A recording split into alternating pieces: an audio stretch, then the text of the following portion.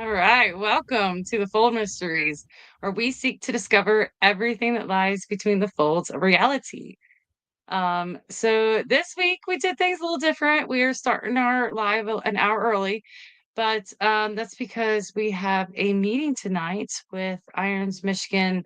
Is it the community The township, board, the township township board.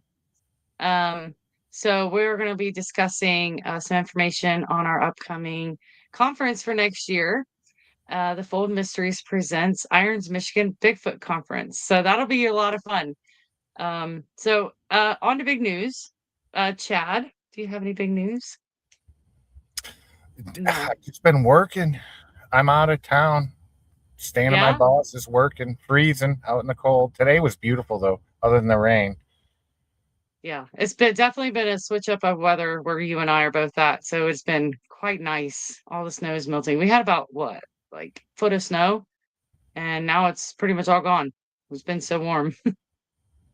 Um, my big news is I got into a collision in my vehicle. It totally smashed up the whole front end of my car on one side. Didn't smash What's it the up, name but of your really car? tore it apart. It's a Chevy Trax. No, you have a name for it. Oh, it's Bigfooty. It wrecked my Bigfooty. Yeah, my license plate says Bigfooty. So I was really sad. But I can keep the license plate. I'll just get a new car, I guess. At least you were okay with a Right. little sore, but okay. I Right. thank God for that. Yes, yes. So, yep, I hired a lawyer and everything. So, I just want to get my shoulder fixed. That's the biggest injury I got. So it's not crazy, but it's definitely not pleasant. But this week we have somebody that we are really excited to introduce, which you probably see his name along the bottom there. Kenney Irish, the crypto punkologist. So welcome, Kenney.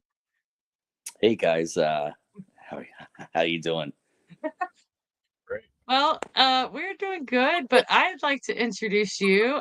Kenney W. Irish, aka the Crypto Punkologist, is an author, hardcore punk musician, and voiceover professional. Originally from the northern parts of Vermont, he has recently relocated to the beautiful Adirondacks area of upstate New York. He has a lifelong love of folklore, legends, monsters, and UFO stories. He has regularly attended and spoke at writers' groups, conferences, festivals, and various other platforms across the country representing the New York Bigfoot Society. He has a passion for writing young readers chapter books. The two most recently released via Hanger One Publishing, owned by the creator and producer of the hit TV show Monster Quest. In late 2020, he signed the Beyond the Fray Publishing with rather Beyond the Fray Publishing, and in March of 2021 released American Cryptids in Pursuit of the Elusive Creatures. This publication became a six-time number one bestseller on Amazon and has outperformed all other material in its genre. In late summer 2022, International Cryptids and Legends, the follow up to American Cryptids, was released via Beyond the Fray Publishing and remained the number one bestseller spot for 2 weeks straight and is now a two-time bestseller. The next publication was released from BTF, which hit late 2024, titled American Monster Hunters. The crypto punk has appeared on numerous radio shows and podcasts, such as Coast to Coast AM, resulting in all three appearances becoming a best of episode. Midnight FM, Untold Radio AM, The Jim Harold Show, and the Leak Project Network, to name a few. He has filmed several documentaries scheduled to broadcast in the near future. He recently filmed and appears in the national TV show Haunted Hospitals for the Travel Channel and Discovery Plus. So, not only do you do Bigfoot, but you also do paranormal hauntings. Well, here's the thing. I kind of don't. I run from those. I'm scared of those. What happened was I had a situation back in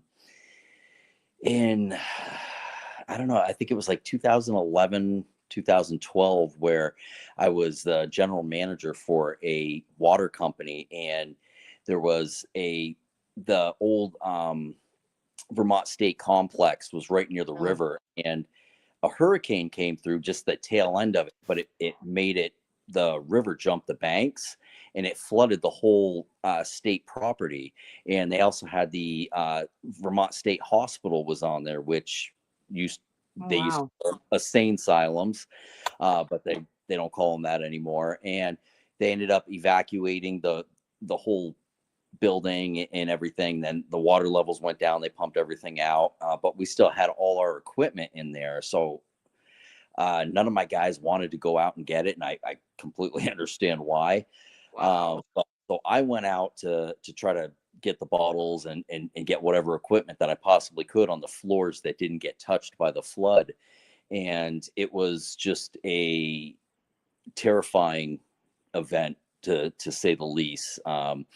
Some of it obviously was I psyched myself out at the beginning because I'm walking into this building that was built, I think, in like the late 1800s.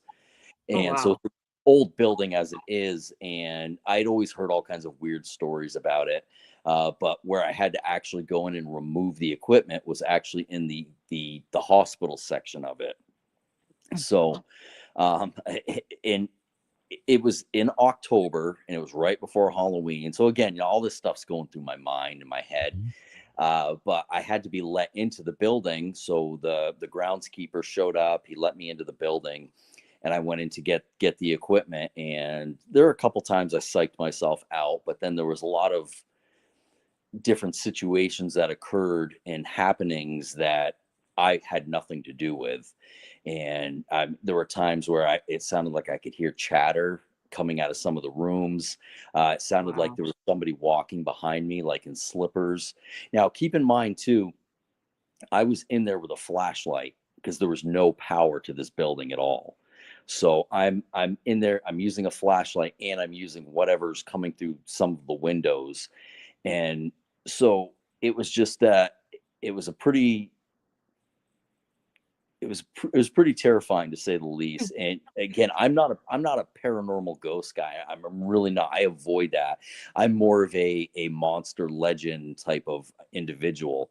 But because I had that encounter, and one of the producers of the show had heard of me and reached out to me, we had a conversation. They're like, we'd love to have you on the show. So I'm like, all right, I'll tell it. Again, I'm not a ghost guy, but I'll tell the situation. And like at one point in time, I was pushing the cart, and I walked by one room, and I saw somebody standing in there, and I'm like, okay, well, this isn't right, because the building was locked and there wouldn't be anybody in the building. And when I came back, because I'm like, I've got to look. I mean, and so I went and I walked in the room, and there was absolutely nobody there. But I know I saw somebody standing there.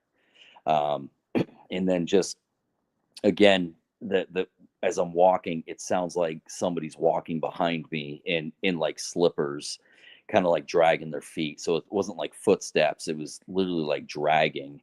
Because with footsteps, a lot of the time there's different reasons for that. But Mhm. here, that type of sound kind of shouldn't have been there. There were some noises that I could say, okay, that was probably like an animal in the building or something, because it's been shut down since like September, I think, late early September maybe.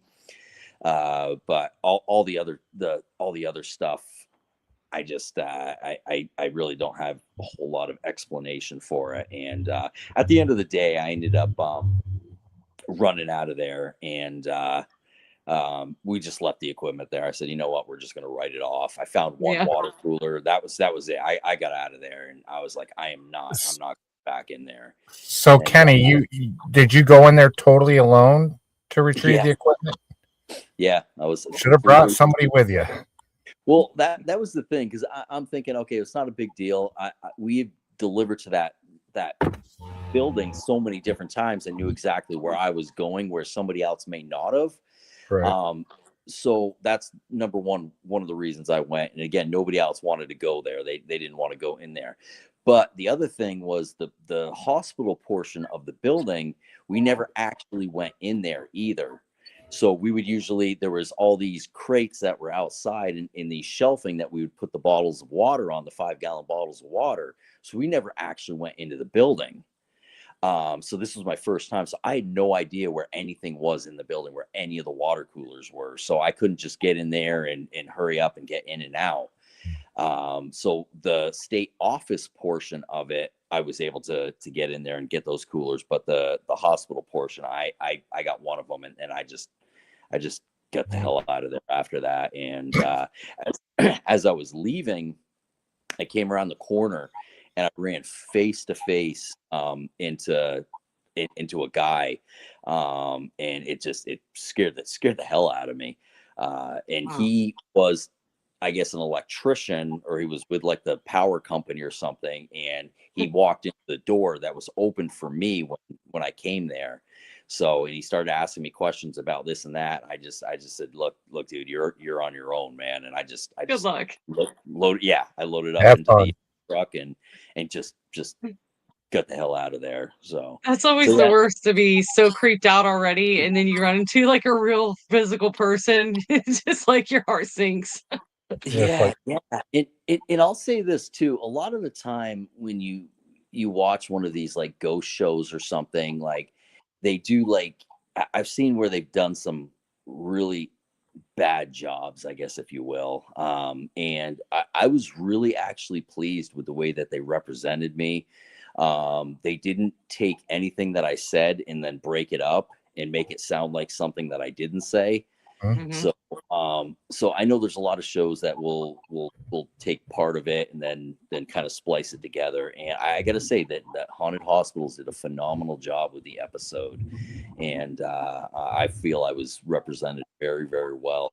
So Oh, good. it was it's always a it good thing. was definitely, yeah. I mean, and there's a lot of shows out there, obviously, that again, but at the end of the day, I do kind of get it. It's entertainment and it's ratings, because if they don't make people scared, nobody's going to watch the show. Right. Mhm. Yeah. Not that I back it, but Yeah. at the same time I get it, because when it Right. when it comes to like legends and lore and monsters, I grew up on King Kong, Godzilla, the Incredible Hulk, Wolfman, Frankenstein. So my background is really in the entertainment side of it. So I'm entertained by the subjects, and that Mhm. actually tends to rub some people the wrong way, because they're like, "Well, you don't take it serious." Then it's like, no, I think I take it pretty serious. It's a passion of mine since I was 2 or 3 years old. So I'm pretty sure I take it pretty serious. I just it just rubs people wrong when I say that when I speak, like I don't speak like I'm an educator, I'm teaching anybody something. I speak more as in like, hey, I'm just there to have fun and talk about a subject that I'm pretty excited about. Yeah, like an enthusiast. Yeah. Yeah. Yeah. Yeah. I'm Well, you definitely, left out Creature of the Black Lagoon. hey, that's on the list. That was just to name a few. So Yeah. no, that's Right. definitely on the list, without a doubt. Um, so I mean, it's crazy, because I'll go from um, one of the scariest cryptids to talking about ET, you know, and That sounds like me. yeah. So again, I'm very, very much about the entertainment side of it, Yeah. meaning why can't, like, people can be entertained by it, and I get it. Some people Yeah. had some pretty scary encounters. Let's say they encountered something in the woods that they perceived to be a Sasquatch, and it kind of changed their life. I get it, and no disrespect to that, because again, I'm not a ghost guy, but I had like a weird, strange type of ghostly encounter situation. That doesn't, by me enjoying the entertainment aspect of it, that doesn't take away the fact that I still experienced what I experienced. Right. Hmm. Yeah, I agree with you. I think that because I mean, I like to watch a lot of those Bigfoot shows. Like I watched the Alaskan one, Yeah. and I mean, I heard a lot of bad things, like this didn't happen, and the lore that they told wasn't really how it went down. But I mean, I understood all that, but at the same time, I was still entertained. Like, are you not entertained? Like, are you there watching it as if it's real life, or are you there watching it as if it's a drama, you know? Mhm. And I think that it's okay to be entertained with shows like that and still take what you do when you're out there yourself seriously. So I'm right there with you on that. Yeah. I love mountain monsters. Uh, Yeah. I Yeah. I Yeah. love the show. I've got them all on Prime Video. I mean, I've got them all. I love it. Now, here's the thing. Okay, so I know the show's not real. Now, the Mhm. guys themselves, that's how they are in real lives. I can't tell Yeah. you. It seems like every time I get booked at a conference, I'm right next to them, so they're over there burping and farting on me. I mean, they're just that's who they are. I mean, they're great guys. But what I try to tell people about the show that they talk about a lot of legends that are legit. Like Yeah. they didn't see the creature in front of them. I know they're acting like they were, but you could actually watch mountain monsters and actually learn some different aspects about different monsters. I know like they ended up getting into like the Bigfoot portion of it, where for like 2 seasons was just a bunch of Bigfoots with different names. But outside of that, like the first season, they covered a lot of cryptids and a lot of really cool cryptids. And Mhm. second season and third and fourth, I mean, they were all really good, and I was entertained by them. I mean, the show Right. Finding Bigfoot, a very opposite from Mountain Monsters, but I was really entertained by the show, and I did respect what they were doing on the show, and the fact that they didn't find anything, and they said they didn't find anything. Yeah. It's and Cliff, I've been at many dents with Cliff. He's a really good guy. Renee is just I don't know if you've ever met Renee in person, but she Yeah. has got to be one of the sweetest, most Yeah. authentic She is. individuals I've met. Um, I- she was just in New York at a conference not long ago, and I wasn't speaking at it, but I just went to it, and she's so humble. Like after she comes over to me, she's like, "How did I do? What did you think of?" And I'm like, Oh. "Did awesome. It's you did great. Yeah. You showed a lot of passion where you needed to show passion, and so she's just a very authentic individual. And again, Yeah. Cliff's the same way. I've met Matt a couple of times. We've just kind of had a couple words, and but I've never met Bobo. Never been able, never had the Dude, I had a privilege. beer with Bobo. He was cool. I got a picture I'll show you. I put Yeah. up a That was like pretty a cool. peace sign, and he puts up number 1 next to me like he's number. Yeah, Bobo was cool. That's hilarious. I'd love to meet him one day. I've talked to him like on Messenger, but outside of that, the one time that I was supposed to be at the same conference as him was the last he had backed out of it. It was actually that Yeah. CryptoCon in Kentucky where I'd met you. Um, and it was a shame. Yeah, he sent me a message. He's like, "Yeah, no, I got to back out." And I'm like, "Oh man." But there's a lot of people that just for because of circumstance that I never got to meet. Like I never got to meet Linda Godfrey.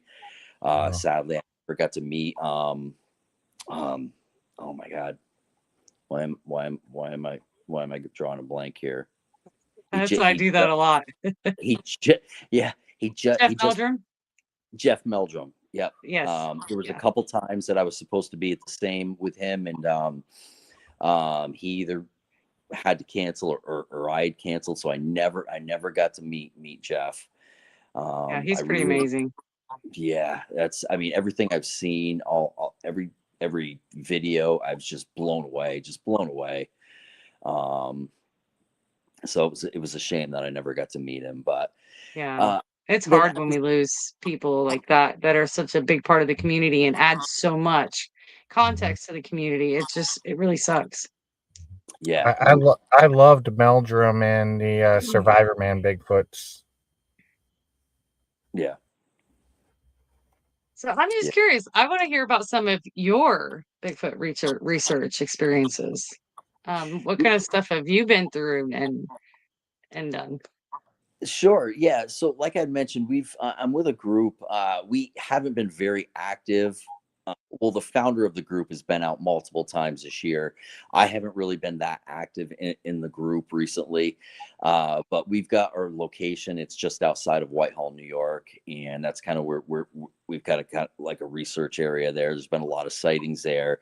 Um, I know of a gentleman that's been doing this for a long time. He's got a decent name in the in the subject, and he kind of researches in that same area. And he had actually had an encounter there. I guess that's when he actually saw his he first laid eyes on one. Outside of hearing some knocks in the distance, different things like that, feeling stuff getting thrown at me, I've never laid my eyes on anything. I am the guy who is late to the party every single time. I know the feeling. So I've had weird experiences, weird different types of things that have happened. Like one of the nights that we were out in the area, we were leaving, we were wrapped up, we were coming back, and I looked behind me and I saw a light in the middle of the woods right where we came from. We watched it. It didn't get brighter. It wasn't moving. It wasn't a hiker or anything like that. And we weren't on any trails either at this point in time. The gentleman who heads up the group that I'm with, he's a he's a bushwhacker, and he's just like on his days off from work, he'll hike like out 5 miles out into the middle of nowhere and 12 feet of snow just to turn around and walk back. So when I go out with him, we're never on trails. We're not even allowed to Yeah. trail. I know. So I hate trails. I want to be out there in the middle of nothing. yes. So so yeah, we watched the light, and it was still there. It was still there when we left. And prior to that, and this was in a documentary that I was on, I talked about this encounter where one of a lot of the research I do is based off of Native American lore. And so one of the things that I've read is that there were groups that lived in harmony with Sasquatch, and then there were ones that didn't. So what we ended up doing was we ended up doing some call blasting out in the middle of the woods with just some speakers. We don't even know what the chanting was, but it was Native American chanting. So we took the chance not knowing what it was, thinking, hey, maybe it manifests something.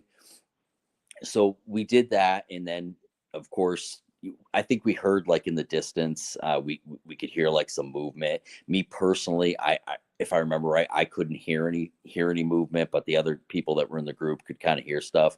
I'm a little tone deaf. I've been playing in bands for so long that I don't know. Yeah. There's like certain frequencies I don't hear, or certain sounds.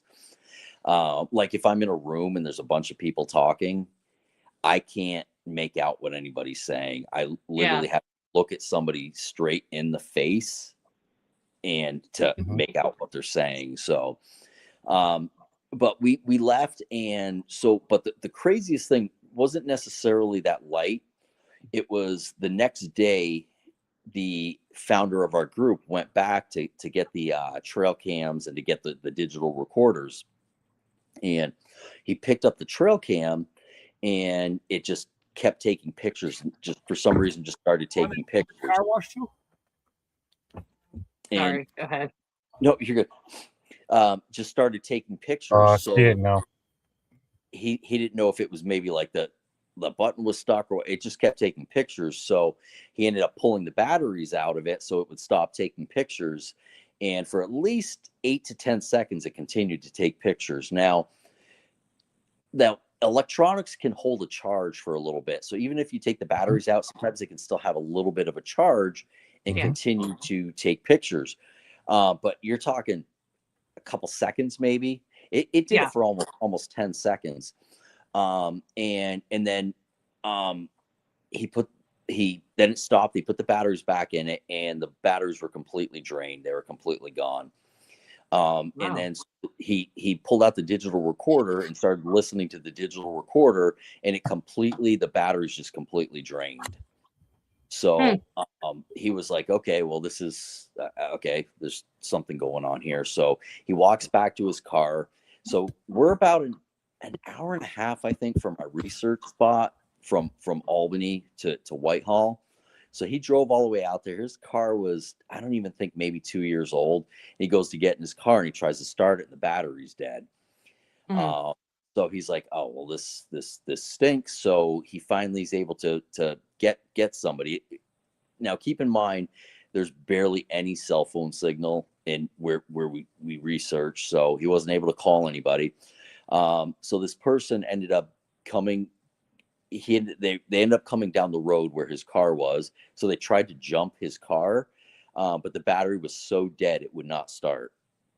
So he Wow. ended up having to get a ride to where there was actual signal, and then from there actually call a tow truck to get it towed. And apparently, yeah, the battery was completely dead, and he had to have a brand new battery put in it. So That's interesting. what that was and what happened, I'm not an expert in any of that, but that was Yeah. another experience that we've had in our area. Now, you've got, especially when it comes to Bigfoot, you've got your, some people say they believe there's an extraterrestrial element to it. Some people believe it's more ghost or interdimensional. I don't stand on any side. I did at one point in time, but too many credible people that I've spoken to have said that they've witnessed something. Like there's one individual who's extremely credible, said that he saw what looked to be a Sasquatch standing in front of him. And he said it didn't turn and walk away, it didn't run away. He said it looked like it just dissolved in front of him. Oh, wow. So, again, if I mean, I've talked to some people that have told me some pretty crazy things, but I also didn't know the individuals. This is an individual that I know very, very well and trust. Right. Um, and then, as far as the fact of them actually existing, so I've gone back and forth on that, but the founder of our group, so he loves the paranormal. He loves What legends. I'm He sorry, what loves, is your group, by the way? Because I uh, don't think I caught the name. yeah, it's New York Bigfoot Society. Yes, that's right. And so Gary Robusto, he's the founder of the group, and he's got a background in animal behavior as well. And he's like a biologist or something. So he's that guy. If somebody sent in a picture or whatever it was, he could tell you exactly what it was. If there was a sound in the woods, he knows exactly what it is. This is the same guy I was talking about that goes out there and hikes. So he's the guy that a lot of people didn't like because he could actually tell them what they thought was something, what it actually was. So very, very credible individual. And I'm at work one day and I get a text message from him, and he puts it, I believe it just read, "I just saw a Bigfoot." So I immediately stopped what I was doing, and I'm like, "What? Wait, what are you talking about?" Because he wouldn't even joke about it, because he's kind of a serious guy too when it comes to it. Right. Uh, Yeah. he wouldn't even joke about it, and uh, he was on one of his hikes, like 4 miles out in the Adirondacks in snow, and he felt like something, I believe he had said, he felt like something was looking at him or whatever, and he looked, and over on this hill off in front of him there was something standing there that people would say resembled the Sasquatch. Hmm. So he's the guy that would normally tell you, no, it's not, this is what it is. He could not tell himself that. Right. And he saw it walk up over the crest of the hill and disappear on the other side. Um, Mhm. so the crazy thing though was what he was telling me happened after. So he's out in the woods, and then all of a sudden he hears a rustling coming up in the distance behind him. So he turns around and he looks, and he sees two people coming towards him. As they get closer, he realizes that they're rangers. Now, he knows what happens when the rangers come up. They see you there, they start talking to you, ask you what you're doing there, they ask you all these different questions. And they came up, so he initially started a conversation with them. They I don't believe they said a word to him, and if they did, it was only a couple, and they just flew right by him. They just went running right by him and went in the Interesting. direction of what he just saw. um, Oh. that never happens. They always stop, they question you, what are you doing Mm-hmm. here? They want to see if anybody's doing anything illegal, trapping. um, they didn't question him anything, just took Yeah. off. So, So I wonder if how would they have known? Did they see it themselves, or did maybe somebody else report it? Even that's interesting. Yeah, so I mean, there's so many different things. So I mean, the only thing I can think of is that they already knew it was there, and they were probably tracking it. Yeah, that makes And sense. they were, so that's the only thing I can come up with, because again, if they were just rangers there and they were just out in the woods and they were far out there, again, Gary doesn't just like stay on the edge. He was out there.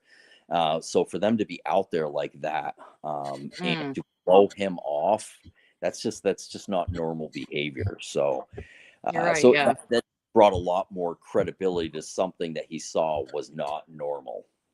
hmm That's super interesting.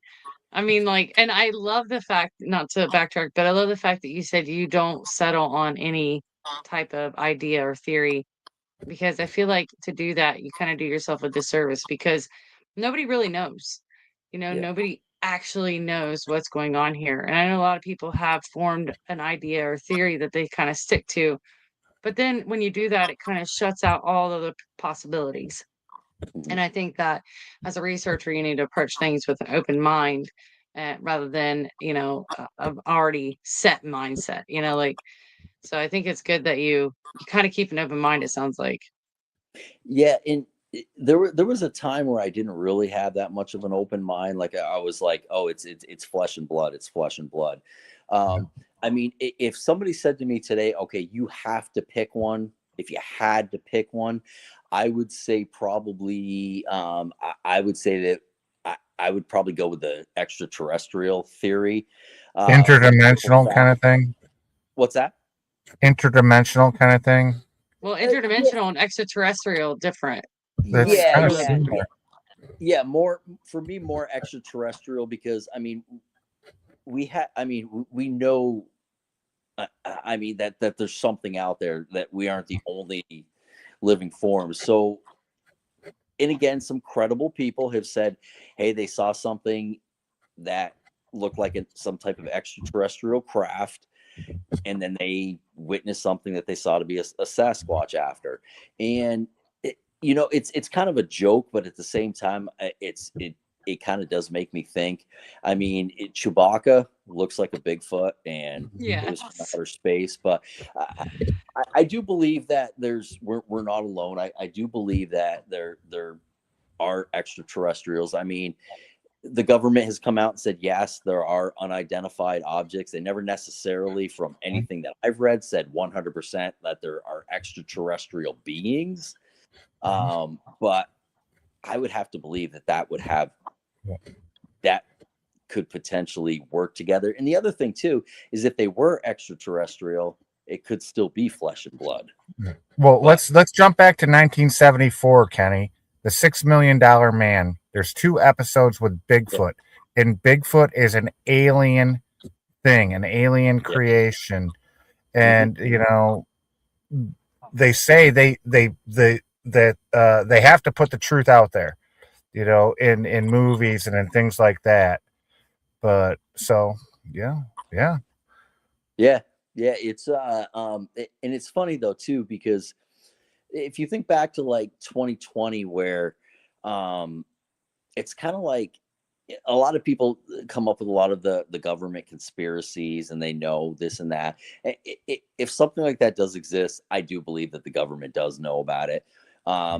For years and years, they denied unidentified objects, and in 2020 they came out and they said, oh, by the way, they do exist, but hey, everybody's going to die of COVID. So it's kind of like they put it out there, and then hmm it's kind of used the distraction. It's like we kind of got used to, okay, that's there. So I do believe that there's something more going on. hmm I mean, I'm not a conspiracy guy, but at the same time, because I love the entertainment aspect behind it, I love hearing conspiracy theories, Yeah. because sometimes they kind of do make sense.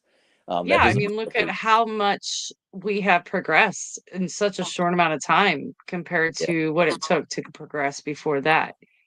I Hmm. mean, like kind of going along with your idea, I mean, were we able to basically utilize information from extraterrestrials um, to progress the way that we have so quickly? Yeah, I mean, where did these ideas come from? And it's just suddenly they were there, and but who knows? And it's kind of like when I talk about conspiracy theories too. Like there was a conspiracy theory floating around in 2020 where the reason like they wanted to say, hey, by the way, there are unidentified objects out there, that COVID was like, eventually they were going to come out and say that COVID was actually an extraterrestrial disease that was now spreading across the earth because it spread so fast. I mean, like I hated, like that was this one of the scariest theories that I had ever heard. But at the same time, I'm like, well, why would they say it at the same time that they're talking about COVID? Was there Mhm. Right. something that's intermingled? Obviously, it turned out to be nothing, that we know of. But again, Just a distraction. That's what it Right. was. yeah, That's what I was thinking. yeah, Put this definitely. wild idea out there and Yep. then cover it up with something that everybody's And talk experiencing. about it for 3 weeks, and then all of a sudden they don't talk about it anymore. Yeah, yeah. But and then again with conspiracy theories, again, I go back to the fact that Hmm. I'm very much about the entertainment of the subjects. I Yeah. Hmm. love the subjects. I'm entertained by the subjects, and in all kinds of legends too. Like for instance, in one of my books, I mentioned the legend of Sleepy Hollow. It didn't Nice. happen, although there are people in Terrytown that will say, well, no, according to my ancestor. I mean, I know it to not be true, but it's just legends and stories that have come Hmm. up. And when plus when you look at the entertainment aspect of it, there's things that really kind of stick out, like that a lot of people may not even think of. Like I was talking with Chad Lewis one time, and we were talking about like Krampus, but then we Yeah. start talking about one of the biggest, most popular ghost stories, um, that, and there's been so many remakes of this ghost story movie, but uh, A Christmas Carol, that's a ghost story, Hmm. and Hmm. it's actually really terrifying if you think about it. Uh, Yeah. and then you think about back then too. When it supposedly took place, or when it not that it took place, but the time that it took place. I mean, you were lighting your house with candles, different things like that. So Hmm. so it really is, it's really, A Christmas Carol is really a pretty creepy ghost story if you take a long step back of it. So when me and Chad were talking, like we were talking about that, how creepy that actually was, and how it really is. A lot of people see it as a Christmas movie. It is a Christmas movie, but it's really first and foremost a ghost story. Absolutely. Yeah. I mean, and it's kind of like targeted towards children, but it's very scary when you think about it. Yeah, I mean, Jacob Marley. I mean, walking around with those chains. I mean, think about it. If somebody like, I mean, not that I'm a fan of this guy, but if somebody like Rob Zombie decided to do a Christmas Carol, do his spin on it. Hmm. I mean, how Marley would be terrifying, even more terrifying. So, Yes. um, it's a great movie too. But the more we talked about it and the way he talked about it, I was like, man, that's not even a Christmas movie. It's kind of like Home Alone, which really isn't a Christmas movie. Right. Right. Yeah. That's true too. I know you don't have long because you kind of, you got a busy schedule, and I know that you want to keep it to a certain time. So I wanted to make sure we get a moment to cover your books because I know that some of these books are they all basically like young readers chapter books, and we got them on the back screen here.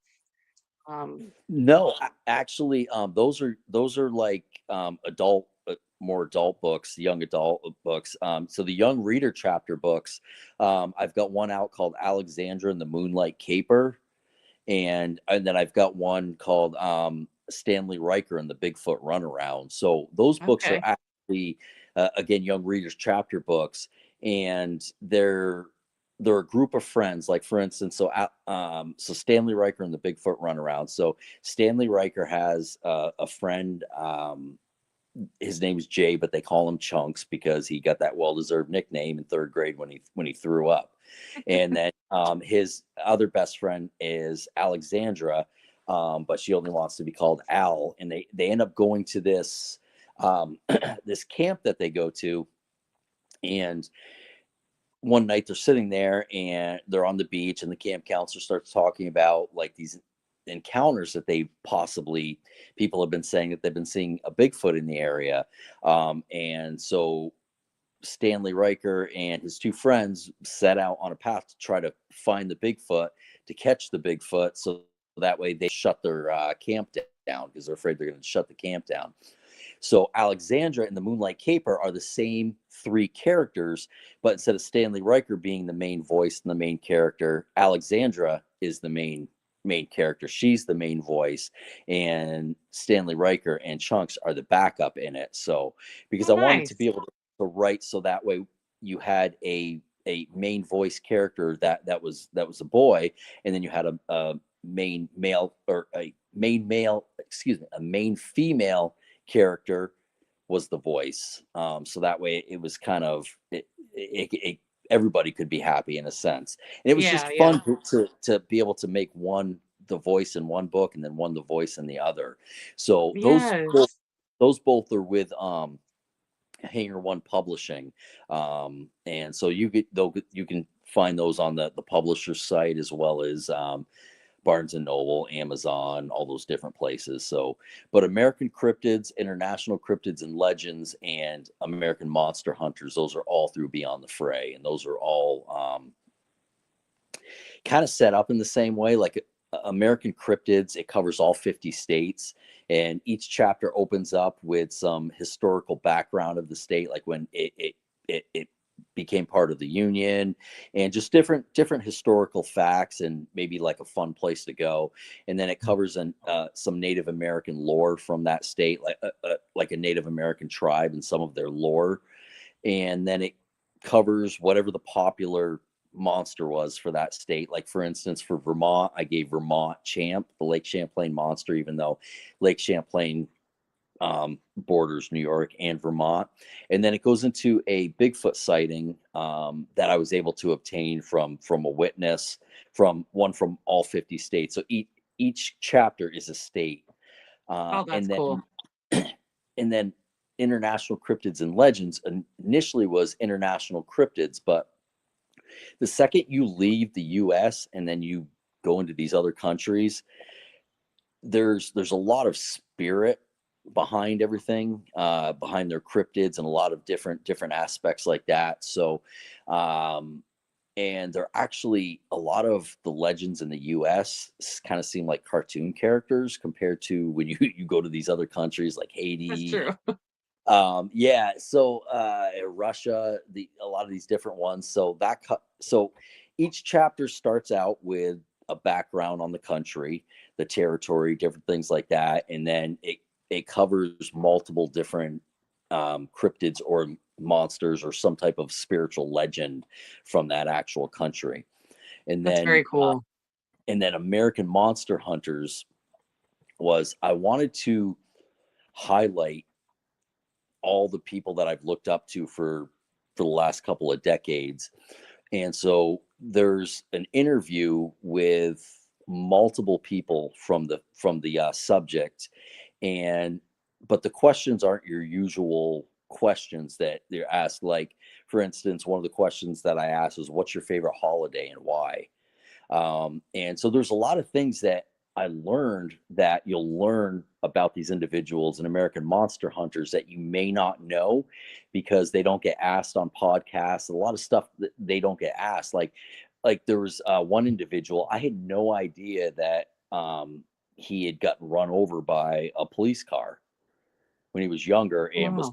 parents were told that he was never going to walk again. There's a lot of things. Like there's another individual who he what was it, he played in a band, and I can't remember the band that he opened up for, but he also hung out with some of the guys from the band Flock of Seagulls.